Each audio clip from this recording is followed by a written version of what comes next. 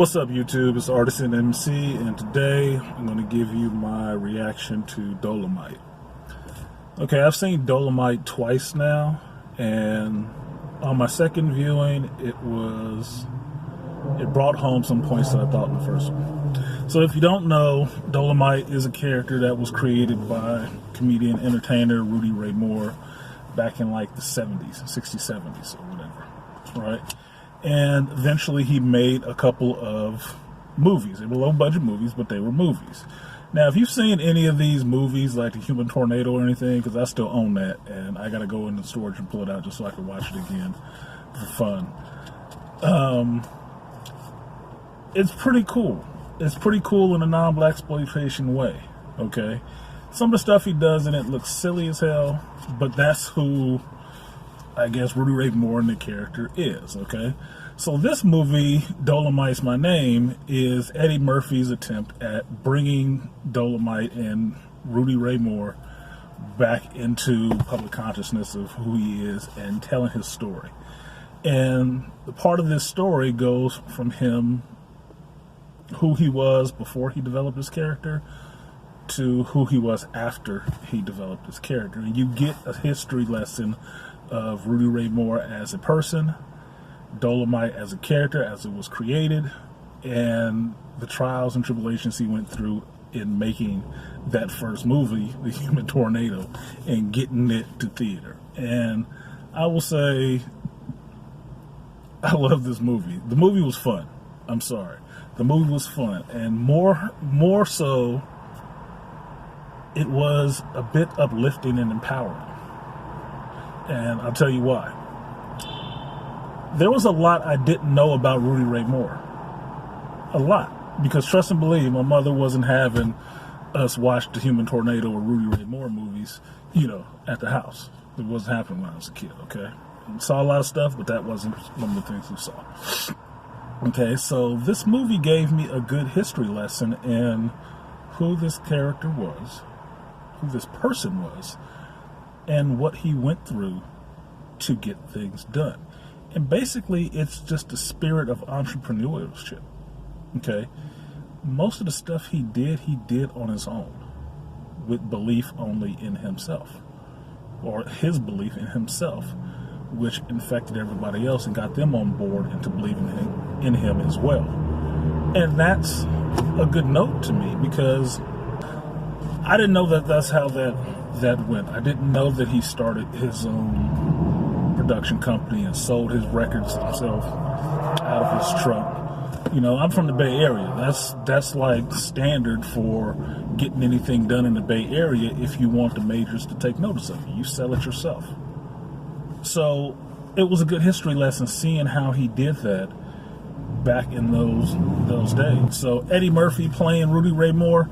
I didn't know Rudy Ray Moore personally. I only know him through the movie. So I can't say if his performance of him was spot on or if it was Eddie Murphy acting like Rudy Ray Moore or not. I don't know. It was a decent performance. I felt something for the character. Kenan Key in it. I think that's his right name. It was a nice role. It was kind of entertaining. It was pretty entertaining. Mike Epps, Craig Robinson, all those characters I really liked. They seemed like the cast was having a good time doing that movie. And trust and believe, I don't know this and I can't verify it, but I believe that everybody that was working on that movie worked on it because they loved that material. Because they looked like they were happy to be there. They were having a good time. It just felt like it coming through the screen. That was something that they wanted to do. The surprise performance or the surprise appearance was of Chris Rock in it, which I liked, which having a real good brother moment with Eddie Murphy. And I like seeing the two of them together on the screen, because if you don't know, you might not be, as old as me, but if you don't know, Chris Rock was Eddie Murphy's protege. Okay, he gave him his start on getting seen on HBO and stuff like that. So it's a comedy special. I think it's on YouTube. You can find it on YouTube. But it's cool. So it's really cool for me to always see them together and see them still doing work together and stuff like that. To me, that's always cool, because they're big in their own right, but it shows the progression of comics.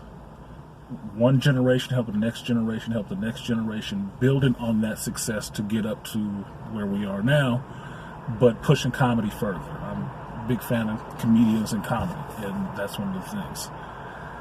So the standout performance in this for me was Wesley Snipes. Now, if anybody don't know, I like Wesley Snipes. I like Wesley Snipes' movie, more so the character Blade, and appreciate him for bringing that character to the screen and making it cool. Because I like the character back in comics when nobody gave a shit about him. When he was wearing brown and green and had an afro and just staking vampires, he was cool to me in the Midnight Suns. That's my shit. So I appreciate Wesley taking that character on and Marvel giving him that character and him turning it into something that everybody recognizes and was empowering for black people as well. So I appreciate that. But his performance in this movie was fucking hilarious, dude. It was hilarious. His performance is so funny.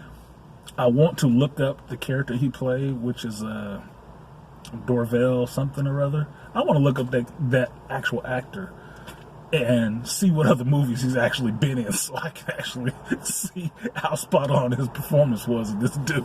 Because it was just too much. It was really just entertaining to me in a sense. And I like seeing Wesley back on the screen, acting, doing stuff, doing comedy, doing whatever he's doing. I always like that. So that's for me. So my 2 cents on it. Dolemite's My Name. Go see it. It's a good movie. It's fun to watch, and if you're black, definitely go see it. They'll pull it out of the theaters now because the new deal that they have with Netflix is that Netflix gets the movie after it's been in the theaters for 2 weeks. So now it's up on Netflix this weekend on the 25th. So go see the shit. I mean, don't go see it. Sit home and watch it this Friday. You got plenty of time, and it ain't gonna cost you shit if you already got Netflix. So check it out. It's not a bingeable because it's just one movie, but it's just something to get a good laugh on a Friday. And what else would you ask for? So that's it for me. Like, share, subscribe. I'll be watching this again this weekend, and I'll catch you guys next time. Peace.